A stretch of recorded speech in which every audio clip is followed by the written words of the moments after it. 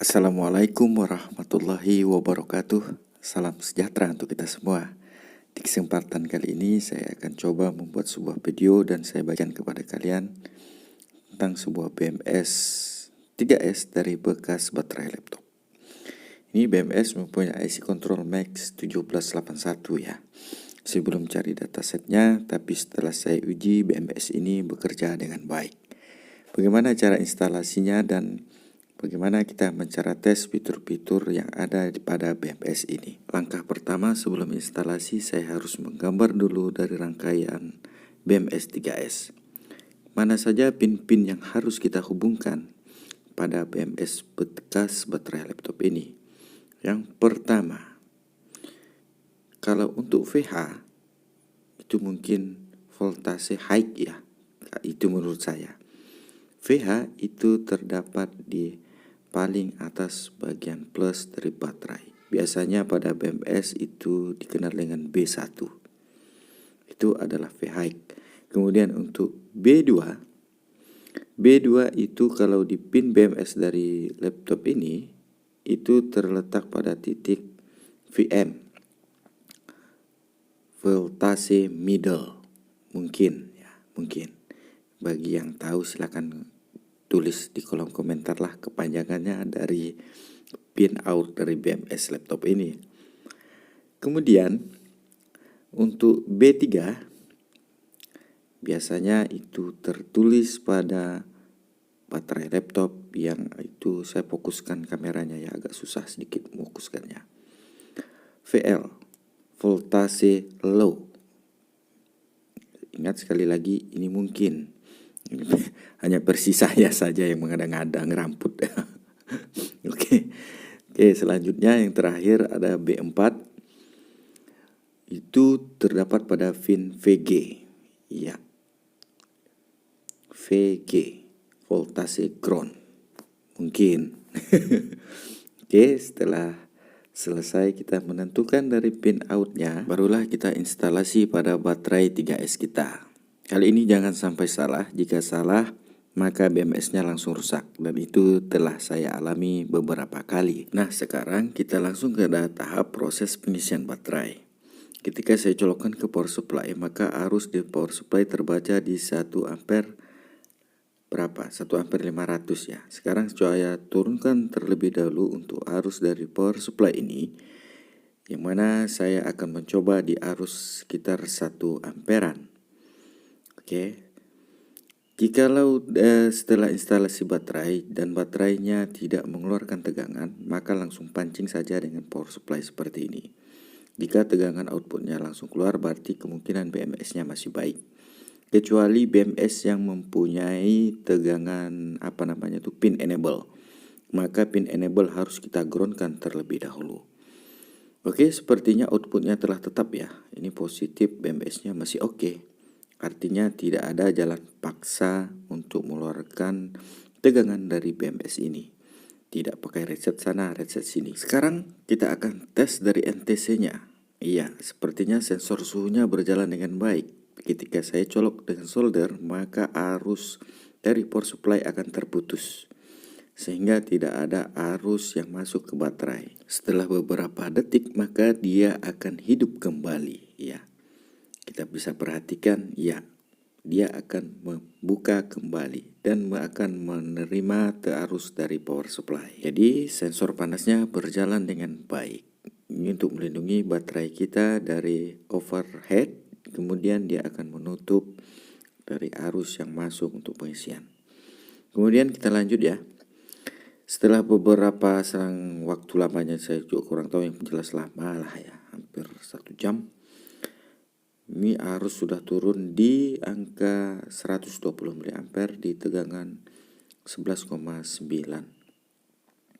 Ini saya coba naikkan kembali. Tadi awalnya di 11,8. Karena tegangan baterai laptop itu kan 11,8. Kita coba bermain di 11,8. Sekarang saya coba naikkan lagi ke 12 volt. Oke, sepertinya dia masih mau mengisi dan dari indikator power supply lampu merah telah menyala dan arusnya pun bertambah. Jadi 250 mA. Sedikit informasi yang akan saya sampaikan kepada kalian dari teman saya yang punya servis laptop itu. Katanya tegangan output dari laptop itu harus lebih besar dari tegangan baterai. Misalkan baterai laptop mempunyai tegangan output 11,8, maka di pin out dari laptop itu harus 12 volt. Katanya sih demikian. Nah, di video kali ini kita akan coba saja menggunakan tegangan 11,8 dan 12 volt. Dan pada akhirnya di tegangan 12 volt sekian-sekian kalian bisa lihat ini durasinya sudah saya cepat 8 kali lebih cepat ya. Dia melakukan proses putus nyambung itu. Jadi BMS bekas laptop ini over voltage-nya itu masih berjalan dengan baik ya. Jika dia telah menganggap baterai penuh, dia akan memutuskan arusnya dari sebuah power supply. Dan pada akhirnya setelah sekian lama saya menunggu proses putus nyambung, dan akhirnya itu lama kelamaan dia akan lambat sendiri proses putus nyambungnya.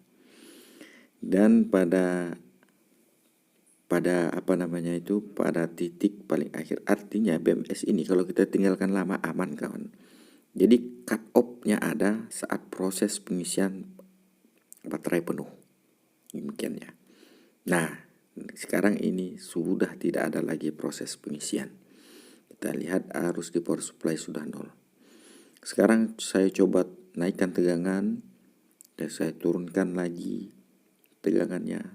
Tidak ada respon apapun sama sekali pada BMS ini. Tidak ada arus yang terdeteksi pada power supply ini, pada BMS ini. Oke, sekarang coba saya turunkan, naikkan saja lebih tinggi ya. Di berapa nih? Saya coba banting di 16. Oke. Ini sudah saya cepatkanlah videonya supaya durasinya tidak terlalu lama. Intinya jadi BMS ini aman kita cas dan kita tinggalkan. Dia ada mempunyai fitur protect saat baterai pengisian penuh. Dan hasil akhirnya ginilah 3,99 4 volt 4 volt.2. Nah begini. Jadi BMS ini aman kita tinggalkan dan mempunyai fitur proteksi over voltage. Kelebihan tegangan dia cut off. Oke. Jadi hitung-hitung BMS ini BMS gratis ya. Jika kita suka bermain-main di tempat servis laptop, kita jumpa baterai, kita beli, dan BMS-nya kita pilihlah. Sekarang kita tes untuk load bebannya menggunakan beban volham sebuah lampu motor. Sekarang kita tes dan hidup menyala. Ini 12 volt 33 watt. Sekarang akan saya coba short circuit terlebih dahulu. Apakah short circuitnya berjalan? Oke, short circuitnya berjalan dan lampunya mati. Nah, ini aman, kita gunakan. Dan selang beberapa detik dia akan menyala kembali kawan. Oke, sekarang kita coba tes sensor NTC-nya itu. NTC-nya itu kabelnya itu agak sedikit keras ya, kaku. Udah, terbakar boy. Betul-betul terbakar. Salah, saya pakai korek api ya. Sekarang saya akan tes NTC-nya. Ini setelah saya coba bakar sampai hangus, ini tidak ada respon sama sekali. Jadi saya tanya ke teman saya yang tukang servis laptop, ini sensor apa? Itu adalah sensor untuk membaca suhu yang untuk di laptop. Jadi data akan mengirim keadaan baterai ke laptop. Itu melalui sensor itu. Kalau yang sensor panasnya itu adalah sensor yang melekat pada bodi baterai. Oke, rencananya saya akan saya masukkan ke dalam kotak seperti ini ya. Karena saya tertarik BMS-nya kecil. Nah, seperti BMS ini masih saya pakai sampai saat sekarang ini. Karena untuk uji eksperimen saya dan untuk bermain-main lampu LED lah tentunya kawan.